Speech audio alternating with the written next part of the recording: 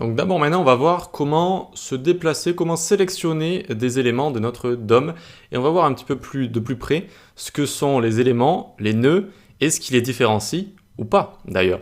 Donc on vient ici et on vient d'abord donner une petite classe i2 à notre li numéro 2. Ok ? Et notre ul ici on va venir le sélectionner. On fait const list est égal document.querySelector, tac, et on va prendre notre ul comme ça, notre ul. Alors tous ces console logs là on peut les enlever, d'accord, on va loguer notre liste pour voir si ça fonctionne. Hop, tac, on a bien notre ul ici, génial. Est-ce que notre liste a des enfants? Eh bien normalement oui, elle a tous ces enfants qui à l'intérieur, les enfants sont les li ici. Mais les enfants sont aussi des nœuds. Alors, quelle est la différence? Eh bien, les li sont des éléments. Les éléments, c'est un type spécial de nœud. Ce sont des balises HTML. D'accord? Donc, li, p, h1, form.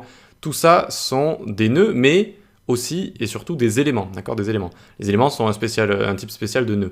Et les nœuds, c'est tout ce qui va être du contenu. Donc, ça peut être le li. D'accord? C'est un nœud aussi. Et c'est aussi un élément HTML. Ça peut être un commentaire. Ça peut être du texte, ça peut être un retour à la ligne, ça peut être un script, ça peut être toutes ces choses. Donc ici, si je lui mets children, ça va me cibler ces éléments, vous voyez, HTML collection, donc une collection d'éléments HTML, ces éléments HTML qui sont enfants à cette liste, d'accord, les enfants de cette liste, donc les li ici tout simplement. C'est pas dur à comprendre, hein, c'est juste la petite différence. Les li sont des nœuds, mais et aussi des éléments HTML, d'accord. Et donc quand on dit children ici, on va juste cibler ces éléments-là. Par contre, si on dit child nodes comme ça, eh bien regardez ce qu'on a ici. On a texte li, texte li, texte li, texte li, texte li. Qu'est-ce que c'est que ce texte? On entend quoi par texte ici? Eh bien c'est un simple retour à la ligne. Quand vous voyez cette petite flèche là, que vous voyez là, c'est un simple retour à la ligne. Et donc ça correspond à quoi? Ça correspond à, regardez, hop, on passe à la ligne ici. On passe à la ligne. Et on a même la longueur. On a même la longueur ici de 1, 2, 3, 4, 5. Et le retour à la ligne compte pour 1, donc ça fait 6 ici. Ok? Donc on a même ça qui est compté en fait comme un nœud. Vous voyez? Même des espacements ici peuvent être comptés comme un nœud. C'est pour ça qu'on fait la différence entre élément et nœud. Même si après ce nœud-là, eh bien, il y a un nouveau nœud, c'est le li ici. Voilà.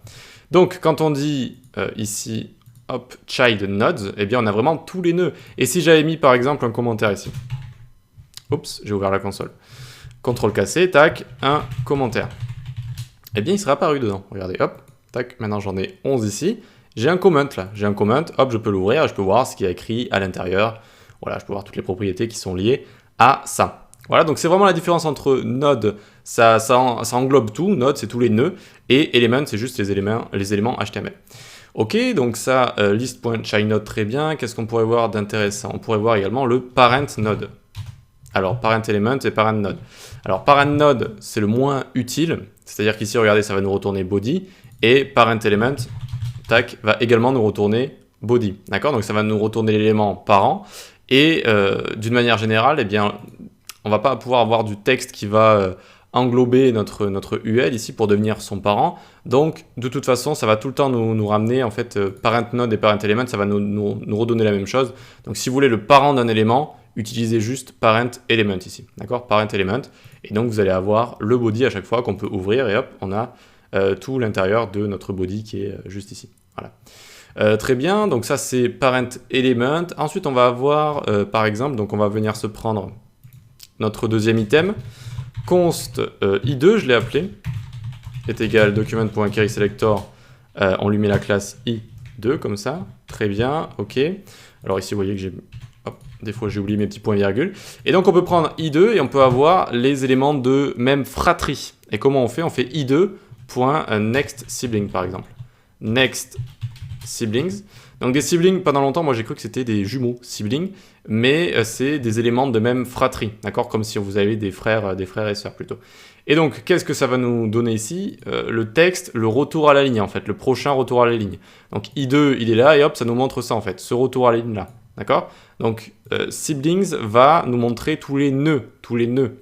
Alors si j'ai envie d'avoir le prochain élément, je fais next element sibling ici. Et là, je vais avoir le prochain li. Et là, c'est plus intéressant en général, parce que les nœuds, bon, en général, vous n'allez pas les utiliser ni vouloir les rechercher. Par contre, les éléments, oui. Les éléments, on a envie d'en trouver un, d'en rajouter, de le supprimer ou de le modifier. Donc next element sibling, c'est très intéressant, Et on a également, vous l'aurez deviné, previous element sibling pour avoir l'élément précédent, ici.